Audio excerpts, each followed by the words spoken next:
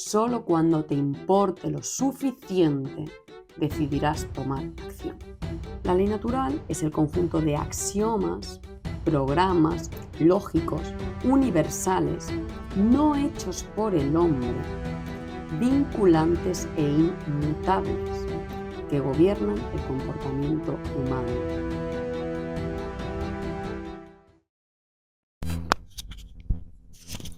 Vale, vamos a ver si se escucha ahora. Perfecto, no sé qué le pasa a ese micro, voy a tener que revisarlo. Vale, gracias, pájaro, por avisarme. Decíamos que nosotros no podemos intentar buscar la solución a la situación actual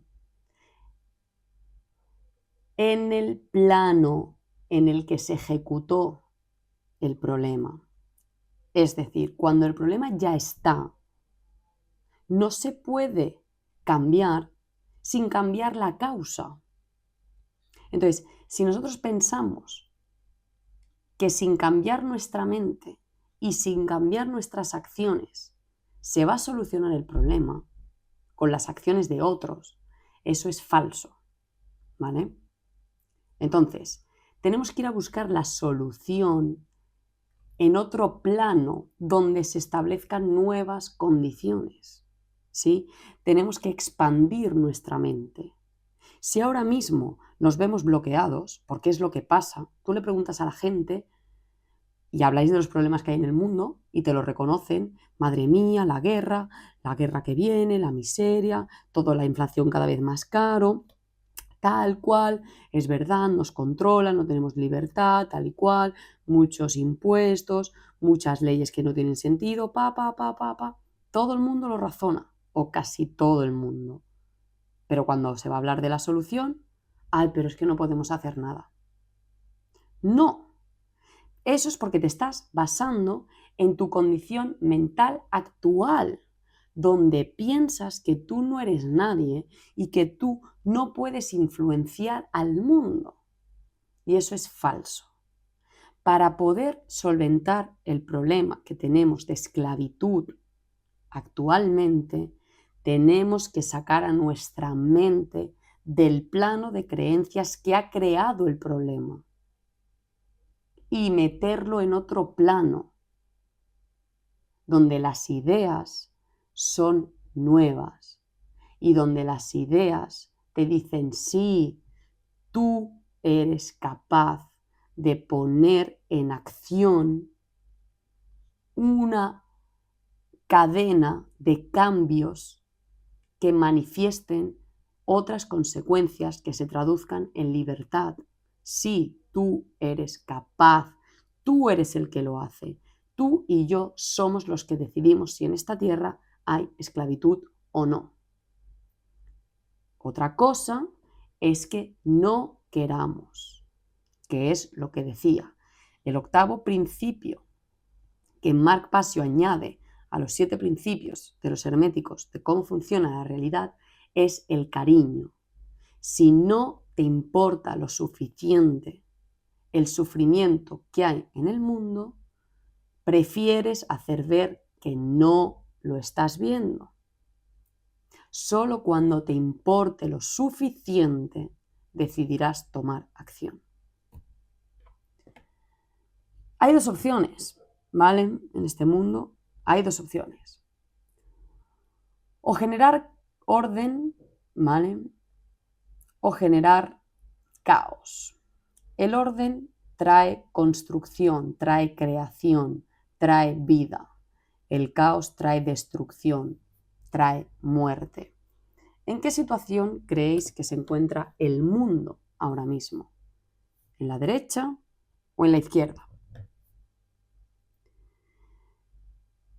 Los políticos, con la tele, con los periódicos, con las películas, con todo su arsenal de propaganda, te quieren hacer pensar, ¿vale? Quieren meter tu mente en este plano, ¿vale? Para que siempre estemos generando lo que vemos en la izquierda, caos y destrucción.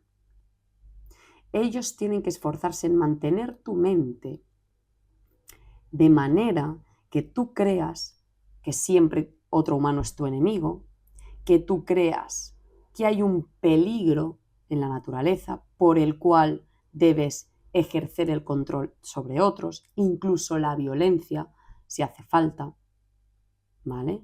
Por el cual tú debes ir en contra de tu naturaleza. Ellos deben de intentar siempre mantener tu mente en un estado en el que tú pienses que es necesario cambiarse la cocina cada día, yo qué sé, todo lo que implique gastar y gastar y gastar y gastar recursos naturales. Además, ellos te quieren hacer pensar que tú necesitas un móvil cada día, ¿sí? Ellos te quieren hacer pensar que tú necesitas ir al supermercado. Todo eso hace que haya deforestación en el mundo y que gastemos los recursos de manera exhaustiva.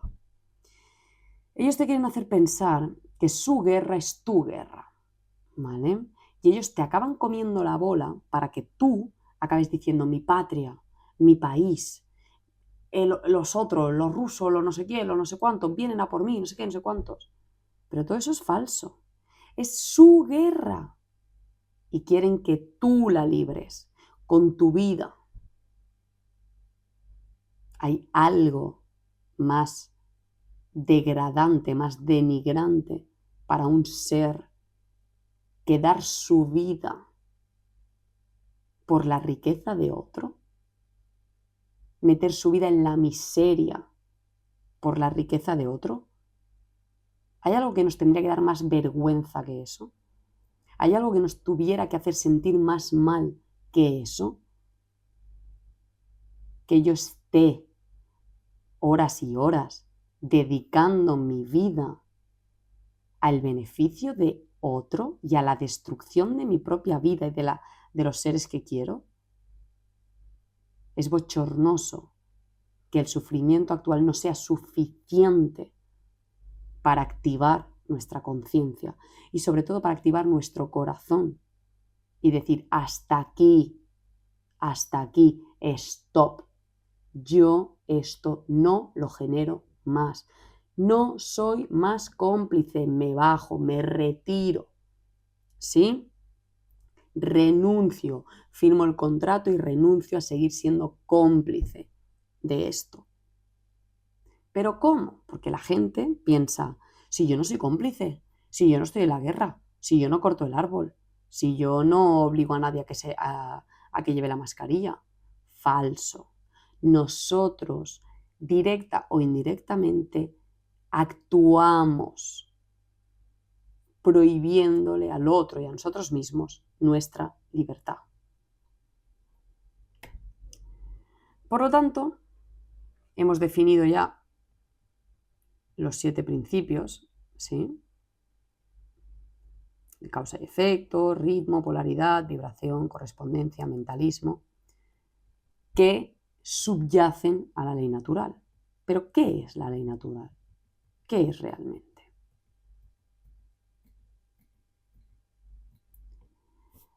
Pues la ley natural no es otra cosa que el patrón natural que gobierna el comportamiento humano en base a los principios que hemos dicho.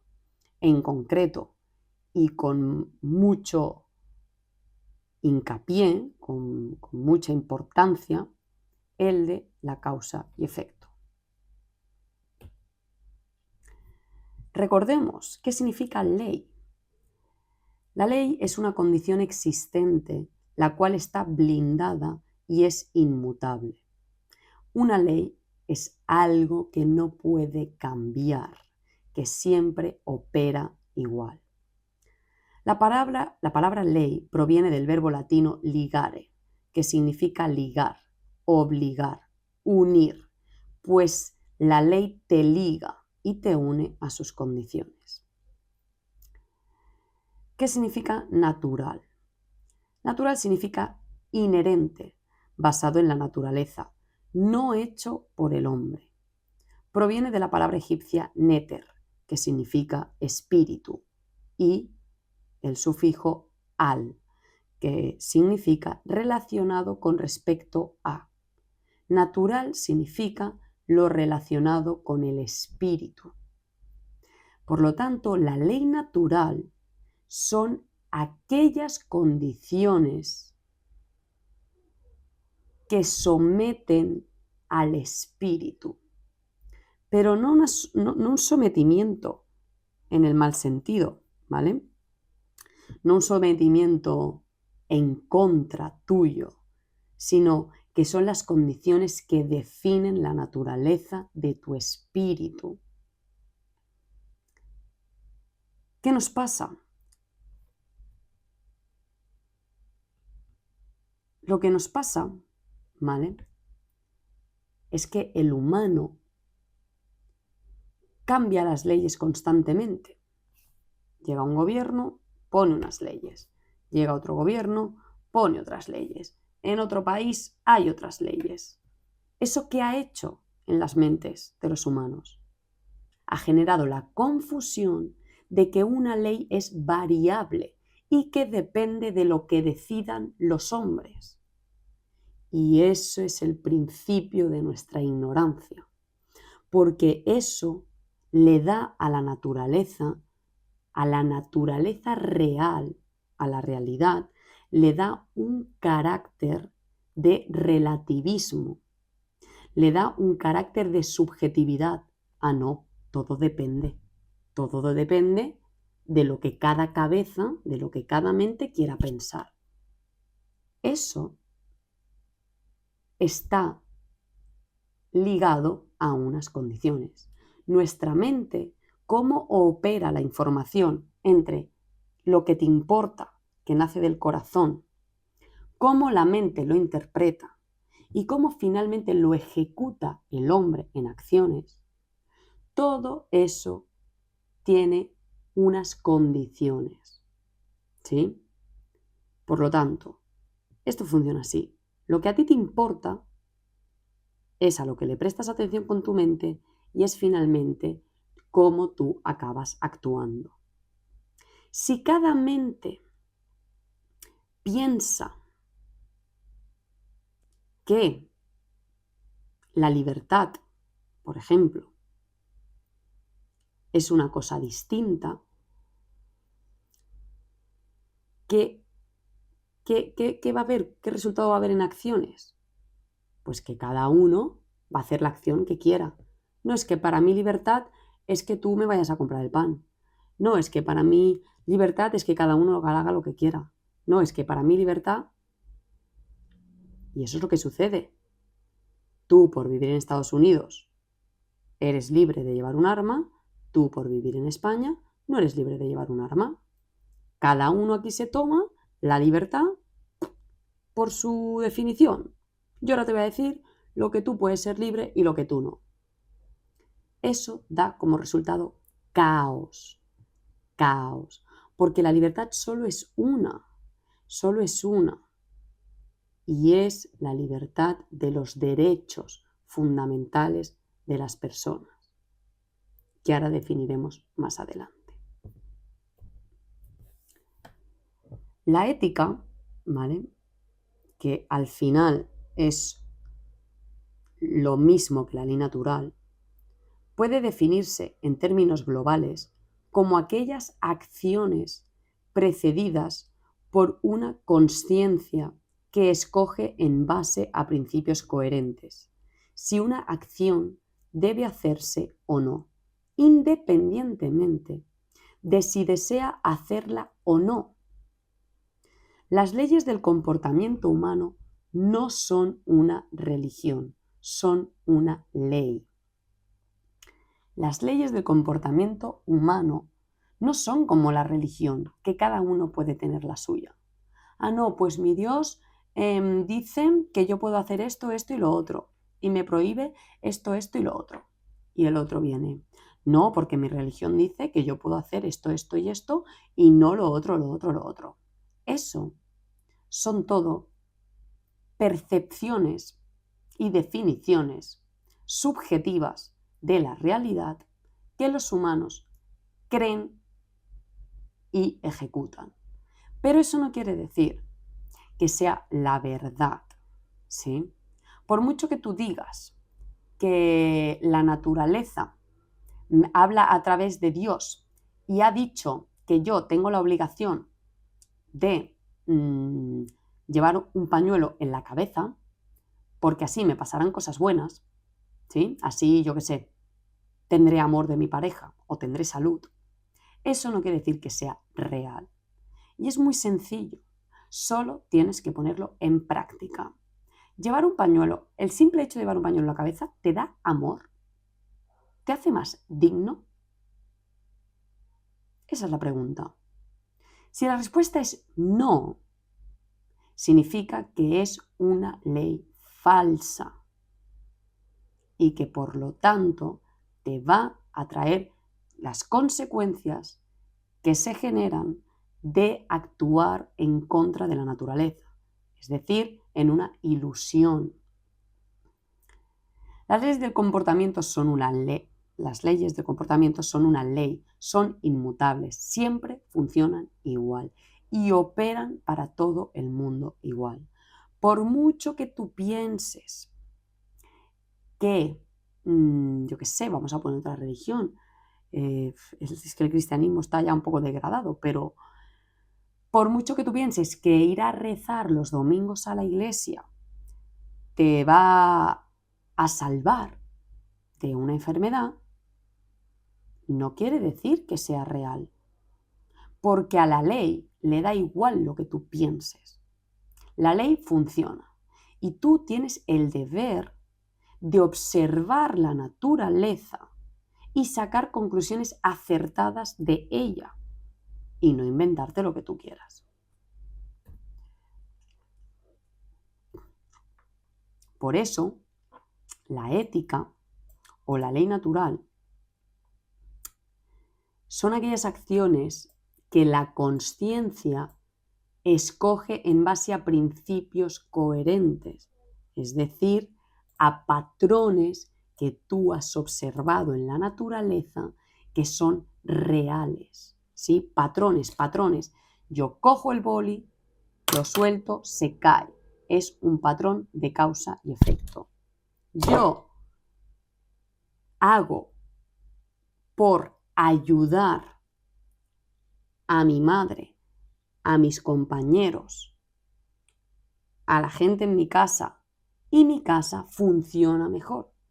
Y mi sitio donde trabaje funciona mejor.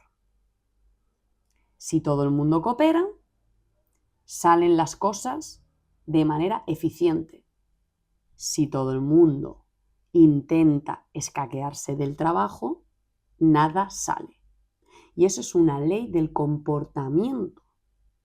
Tú no puedes pensar que tú no vas a hacer nada y que mágicamente otro hará el trabajo que es de 5.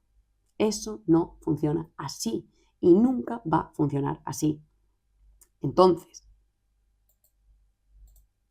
si nosotros tenemos un problema de esclavitud y tú piensas que se solucionará mágicamente cuando un político diga ya no tenéis que ser esclavos, mientras tus acciones son todas de ser esclavo, eso no va a suceder. ¿Sí? Por lo tanto, hay que entender cuáles son esos principios que gobiernan.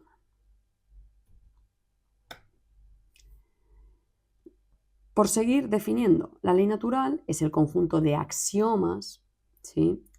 Axiomas son programas, son secuencias, son patrones lógicos, universales, no hechos por el hombre, vinculantes e inmutables, que gobiernan el comportamiento humano. La ética o ley natural es la expresión del cuerpo de leyes espirituales, universales, responsables de gobernar la dinámica de la consciencia. ¿Qué consecuencias en la organización social en las condiciones sociales en las que vivimos se generan de nuestras acciones no es algo que escoja el ser humano, es algo que está definido por la naturaleza, ¿vale? Yo no puedo elegir ser un vago, ¿vale? Y que mi casa esté ordenada. No funciona así, ¿vale? Si tú te esfuerzas, hay una recompensa. Si tú no te esfuerzas, hay otra recompensa. Y tú no puedes elegir que sin esforzarte obtener la del esfuerzo. Eso no va así. Y cuanto antes lo entendamos y cuanto antes nos importe realmente vivir felices en amor y con salud, antes actuaremos. La ley natural opera bajo condiciones concretamente determinadas, no en descripciones imperfectas y abstractas. Nominare la realtà significa sottrarsi haya confusione. Esto lo dijo Andrea Marcolongo, que es un referente en el tema de la descripción de los derechos y de cómo se comportan las sociedades.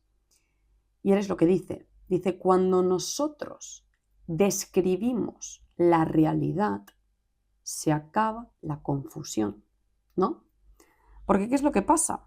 Que muchas veces lo que nos encontramos es, pero bueno, es que, claro, eso es justo o injusto dependiendo.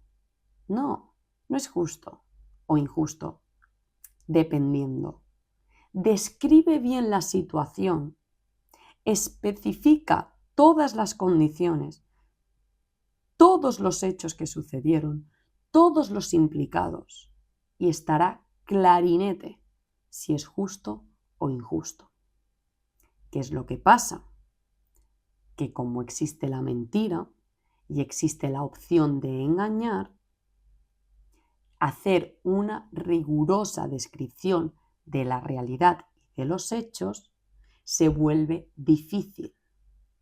Y por eso estamos en un mundo injusto, porque vivimos mintiéndonos constantemente y engañándonos constantemente.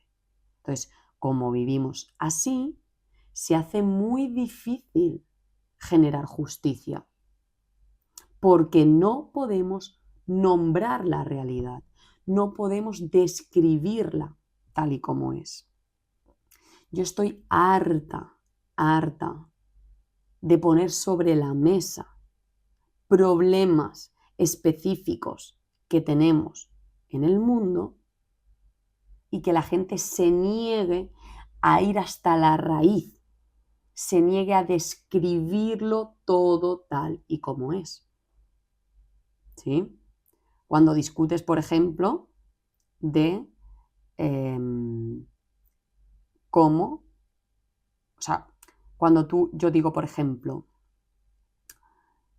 que los demás voten a los políticos que me hacen la guerra, es directamente la explicación de que ellos son mis enemigos y me están atacando. Y una persona me decía, eso no es así, eso no es así. Vale, te describo perfectamente por qué es así y lo discutimos. Y en el transcurso de la descripción se niegan a seguirla. Cortan el tema, no, te pongo otro ejemplo, no, no sé qué, no, no sé cuántos. Porque no quieren salir de su creencia. Ellos quieren seguir creyendo que tu amigo que ha votado a no sé quién, que te está haciendo a ti la guerra, no es tu enemigo. Como yo no me quiero enfadar con mi amigo, yo no quiero escuchar la descripción de la realidad que tú me haces. Porque entonces queda claro cómo es la realidad. Entonces, mientras sigamos mintiendo y engañando, la justicia será muy difícil o prácticamente imposible. Lo que hay que entender es que cualquier acción en este mundo tiene su reacción. Cualquier acción puesta en marcha obtiene como consecuencia una acción de igual intensidad, ¿vale? Y esto es lo que se llama el karma, ¿sí? El karma existe, te guste o no, tanto en el mundo físico como en el mundo espiritual. Si yo pongo en acción una causa que genera daño en el mundo, yo obtendré algo igual con la misma fuerza. Si yo pongo en el mundo una causa que genera amor a otro ser, tarde o temprano esa reacción será devuelta. Y eso funciona así. Y hasta que no lo entendamos, no prestaremos atención a nuestras acciones. La gente está muy confundida y cree realmente que no existe el karma. Y cree que simplemente la naturaleza es buena contigo o mala por casualidad. Es aleatorio, por el azar, el azar. No, no es el azar, ¿vale? Y cuando entendamos que no es el azar, entenderemos que es nuestra responsabilidad poner en acción aquellas cosas que queremos que se nos devuelvan. Por eso las culturas antiguas te decían, no es recibir, es dar. Dar es la clave. Lo que tú des tarde o temprano, de manera lineal o dando 100.000 vueltas a la atmósfera, te será devuelto. Y lo que hay que entender es que vivimos en conjunto, que no sirve la acción de uno, es la acción de muchos, será lo que muchos reciban de vuelta. Por eso los números son importantes. Debemos de ser las suficientes personas actuando a favor del amor, de la verdad y de la libertad. Si no, no habrá reacción igual.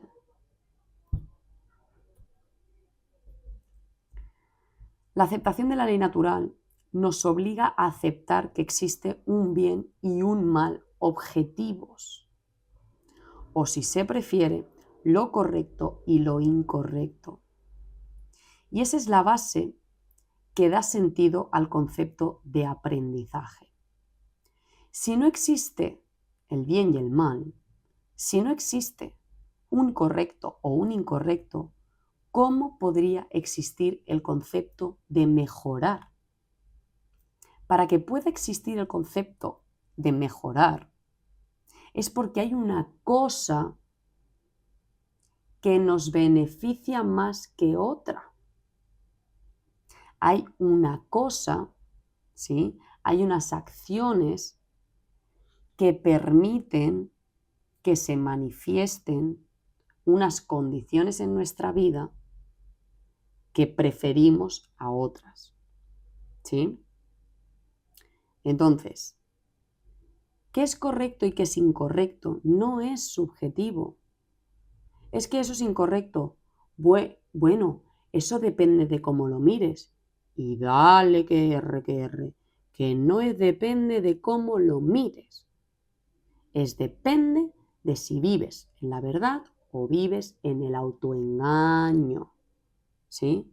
Si tú te quieres autoengañar a ti mismo y hacerte una descripción de la realidad falsa, entonces claro que depende de cómo lo mires, porque todo el mundo es libre de hacer una lectura fidedigna de la realidad, observando y siendo honesto con la información que obtiene, o puede decidir no observar y decidir cómo es la realidad según lo que le haga sentir bien o mal, ¿sí?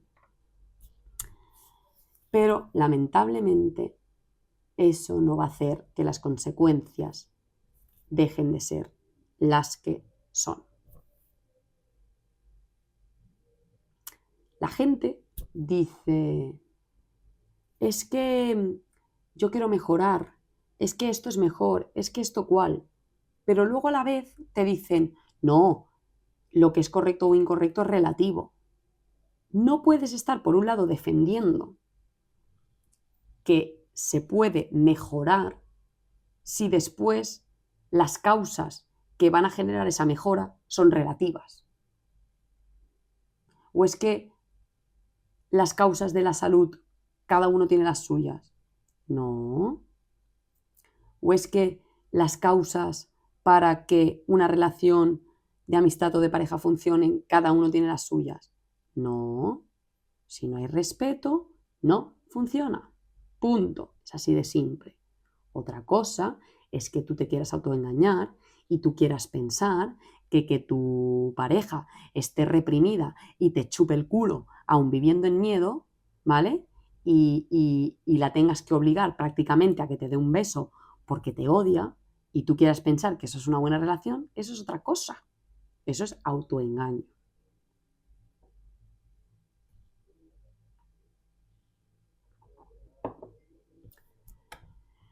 Lo correcto y lo incorrecto. Vamos a definir un poco más. Lo correcto no es relativo, es objetivo. Es decir, lo correcto es lo mismo para todos. Porque todos sabemos lo que es el amor, lo que es la libertad y lo que es la paz. Entonces, lo correcto para obtener amor es lo mismo para todos.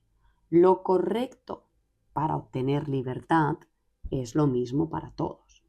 Lo correcto para obtener paz es lo mismo para todos. No existe algo parecido a lo que yo pienso que es correcto y lo que tú piensas que es correcto. ¿Sí? Tú puedes pensar que llevar un arma no es correcto para la paz, pero eso no quiere decir que sea verdad. Volvemos a lo mismo. Si hacemos una descripción rigurosa de la realidad, todo el mundo que tenga la mente puesta en su sitio, no la tenga dañada, se dará cuenta que el simple hecho de portar un arma o de tener un arma en tu casa no implica que no vaya a haber paz. Que tú dispares contra un ser que no ha puesto en peligro tu vida ni tus bienes, es decir, que no te genere un daño, eso va a generar guerra. Y no es lo que yo pienso, es lo que es, porque estás violando sus derechos. Estás violando su derecho a decidir sobre su vida. Y eso la naturaleza lo castiga. ¿Cómo? Generando en esa persona, si sigue viva, o en sus familiares, el enfado suficiente para devolvértelo. Todas las acciones nacen de las emociones. Y las emociones no es algo que hayamos inventado los humanos. Es algo que la naturaleza nos ha dado para conducir nuestro comportamiento. Entonces, el enfado, por ejemplo, nace, la naturaleza lo pone ahí para generar en ti el motor, la chispa que diga hasta aquí. Y tú te des cuenta de que tienes que defender tu libertad. Hay que hacer un buen uso del enfado. Cuando tú ya has defendido tu libertad, el enfado nunca más tiene sentido. ¿Sí? Solo hay un concepto de paz y solo hay un concepto de guerra, ¿sí? La etimología, muy importante. Cuando describimos la realidad, se acaba la confusión y vemos la verdad, vemos lo que es. ¿Cómo definimos la realidad? La definimos con palabras. Por lo tanto, es muy importante la etimología de las palabras. Es muy importante saber qué estamos describiendo realmente cuando decimos una palabra. ¿Qué es el bien y el mal? ¿Qué es correcto e incorrecto? ¿Qué es justo e injusto? Las tres parejas describen la polaridad del comportamiento humano, que oscila entre ir a favor de la ley natural o en contra. Las etimologías de bien y de mal, ¿sí?, no están demasiado claras, ¿vale?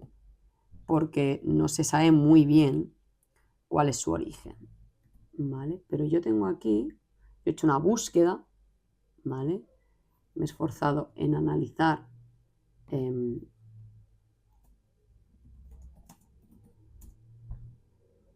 qué era cada una, ¿sí? Y os lo voy a presentar.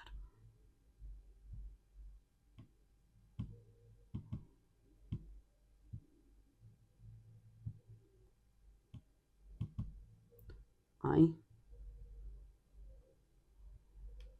Vale.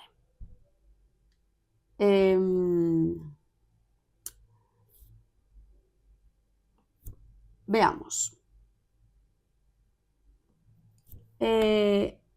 Etimológicamente, la palabra bien es una palabra muy discutida, ¿no? De qué es lo que significa. Según lo que yo he podido investigar, ¿vale? La gente que estudia las raíces de las palabras hablan de que bueno viene de la raíz indoeuropea deu, que significa eficiente o conveniente. Obviamente, la palabra conveniente incluye un fin. ¿Conveniente para qué? Pero ningún vocablo dice que sea conveniente según el humano. Pero bueno, es una palabra que crea el humano. Por lo tanto, conveniente ¿para quién? Para el humano, para su naturaleza, para su supervivencia. Si hacemos una lectura de la realidad donde no vemos el patrón causa-efecto y no podemos entender qué acciones son correctas para qué consecuencias, entonces tenemos un problema. En cuanto a la palabra mal, su etimología también no está clara, ¿vale? Ya que no se ve una clara relación semántica con ninguna raíz indoeuropea. Según muchos autores etimólogos del latín, la palabra mala vendría de malus, del malus latín. Otros dicen que podría venir del griego meleos, que significa inútil, vano, infeliz y miserable. En el armenio encontramos la palabra mel, que significa pecado. En lituano encontramos la palabra melas, que significa mentira. O en letón, que encontramos la palabra malts, que significa error. Otros autores van más allá y buscan su raíz en el sánscrito, que es uno de los idiomas más antiguos que existen en la Tierra y es de la antigua India, ¿vale? Relacionan la palabra mal con la palabra sánscrita mala, que en Ayurveda significa cualquier producto de excreción, orina, flemas, heces. En la porción final de los Vedas, que es un libro muy antiguo que tienen ellos, la palabra mala sale definida como impureza, haciendo alusión a la ignorancia primordial. ¿Sí? Por lo tanto, en este caso, lo impuro sería no solo lo moralmente incorrecto o inaceptable, en contraposición al bien, sino una función vital que forma parte de la naturaleza de todos los seres. Por lo tanto, si vamos a buscar las raíces antiguas del significado de mal y de bien, podemos ver que en todas las explicaciones que se dan, el bien es todas aquellas acciones que nos convienen a los seres humanos. ¿Y qué queremos los seres humanos? Vivir, ¿no? Vivir bien, vivir con salud, vivir felices, vivir con amor. Y malo es todo aquello que es erróneo, ignorancia, que no es real y que por lo tanto no opera a favor de la naturaleza. Y por lo tanto nos vamos a estar chocando contra el muro eternamente. Si nos vamos a la etimología de lo que es correcto e incorrecto, ¿sí? Vemos que correcto viene de correctus, que significa enderezado completamente, que no tiene errores, con el prefijo con, que significa eternamente o globalmente. Cabe recalcar que en inglés derecho es right, que a su vez significa derecho humano y hace referencia a las acciones legítimas de hacer acorde a la ley natural. Incorrecto sería lo contrario, lo que no está eternamente enderezado, ¿sí? Lo que no está en línea, en la misma dirección que la naturaleza. En el caso de las acciones humanas, que no está en el mismo sentido que las acciones, o sea, que no está en el mismo sentido que la ley que gobierna el comportamiento humano.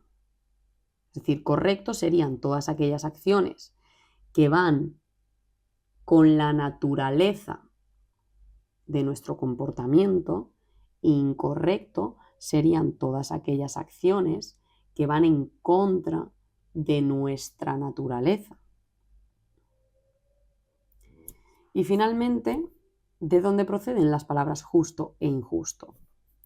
La palabra justo viene del latín justus, formada por la raíz jus, que significa derecho, y asociada a la raíz indoeuropea jewes, que significa ley.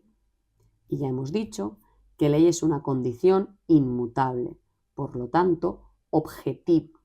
Por lo tanto, justo describe aquello que es objetivo, ¿sí? Y injusto es aquello que no es objetivo, que no está en coherencia con la ley. ¿Qué ley? La natural, la que gobierna el comportamiento humano.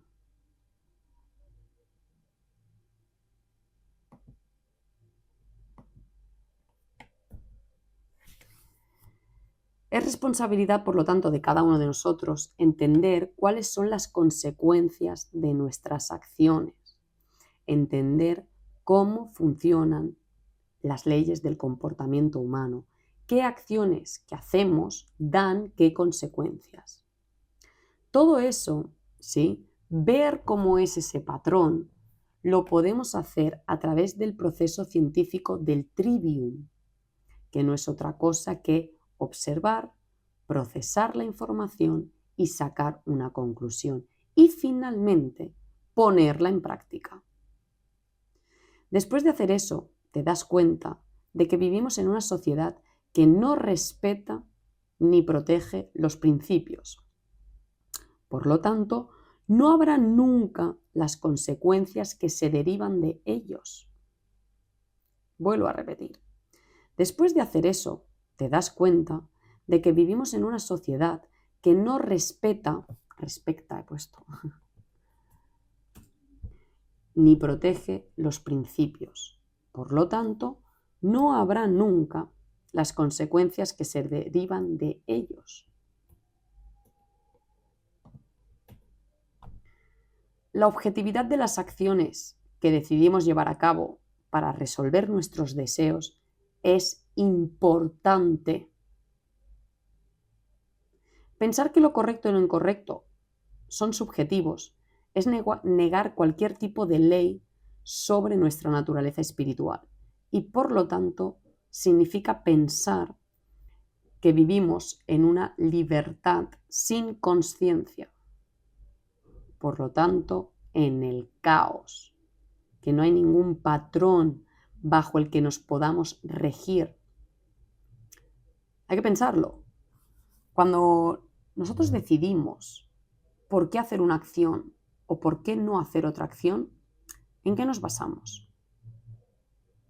Nos basamos en un proceso lógico que hemos hecho nosotros de decir, vale, si yo hago esto, me doy cuenta que genero esto y esto es bueno para mí o no es bueno para mí. O simplemente yo hago esto porque es lo que veo que han hecho mis padres y es lo que veo que hace todo el mundo y no me planteo qué genera. No me lo planteo y sigo haciéndolo. O lo que es peor aún, ya no planteárselo ya es malo, pero lo peor es, yo hago esto, me doy cuenta de lo que genera y me da igual. ¿Por qué me da igual? Esa es la gran pregunta. ¿Por qué veo que estoy haciendo una acción que hace daño a mí o a mi alrededor y me da igual? Porque nos autoodiamos. Vivimos en el miedo. Sentimos que no somos nadie. Nos despreciamos. No sentimos el valor que hay en nosotros mismos. No somos capaces de amar la vida. Porque han metido tantas ideas en nuestra cabeza, basadas en el miedo, que no somos capaces de ver el amor. Ese es el único motivo por el cual, cuando alguien ve que su propia acción le está haciendo daño y le da igual, tú ahí puedes darte cuenta de que esa persona está sumida en el autoodio y en la depresión profundamente y piensa que la vida es mala, es malvada.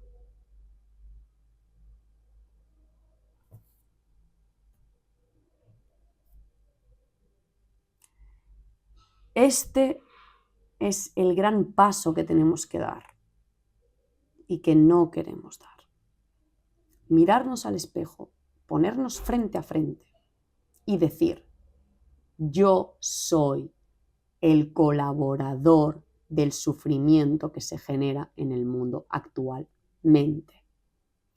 No es el político, no es el militar, no es el maltratador de mi vecina, no es, soy yo. Si yo veo que hago una acción que genera daño y me da igual, yo soy el colaborador principal del sufrimiento que se genera en el mundo. Yo soy el problema. Yo soy el culpable del sufrimiento que vivo y del sufrimiento que se genera en las otras personas. ¿Y por qué no queremos aceptar eso? ¿Por qué no queremos reconocernos eso? Porque eso significaría que hay que hacer algo y yo no quiero hacer nada. Porque tengo miedo de perder la mísera vida que llevo. O sea, estoy tan metido en el conformismo patético que hace que me conforme con una mierda, con 4 birras y con 4 conversaciones donde nadie se escucha a nadie, O sea, estoy tan sumido en la depresión y en el autoodio que me conformo con tener 4 amigos de calidad basura, con tener una casa de calidad basura, con tener comida de calidad basura, que tengo miedo de perder eso y por eso no quiero hacer ningún cambio. Imaginaros la situación de depresión en la que se encuentran las mentes humanas a día de hoy. Con esta reflexión lo vamos a dejar, ¿vale? Ya vamos a hacer 1 hora, van a ser las 9. Espero que la gente reflexione profundamente sobre esto y haga la labor de desenterrar a su espíritu de la caja del ego, del superego, que impide que seas honesto contigo mismo. Lo primero de todo, si tú te metes en una secta masónica y te vas a los grados altos, lo primero que te van a decir es: no te mientas a ti mismo. Es la primera ley de un masón. No te mientas a ti mismo. Porque entonces nunca vas a poder conseguir lo que quieres. Porque no estás haciendo una descripción de la realidad tal y como es. Y por lo tanto, tus decisiones se van a basar en algo que no existe. No va a haber resultado. Así que esa es la actividad que hay que hacer hasta dentro de 2 semanas. Reconócete a ti mismo que eres parte del problema. Si lo eres, claro. Si no lo eres, si tú ya te has dado cuenta de que tus acciones generan un problema y has decidido cambiarlas y las estás cambiando, tú no eres parte del problema. Tú te tienes que felicitar y tú te tienes que dar palmaditas para decir: vamos, vamos, no decaigas, no decaigas, sigue. Y seguir luchando para que el patrón antiguo mental no se apodere y se acabe de disolver por el nuevo patrón mental. Así que nada, chicos, lo dejamos aquí. Espero que os haya servido. Y bueno, nos vemos la semana que viene con un capítulo de medicina germánica. Y a la otra seguimos con el curso de ley natural, ¿vale? Hasta luego.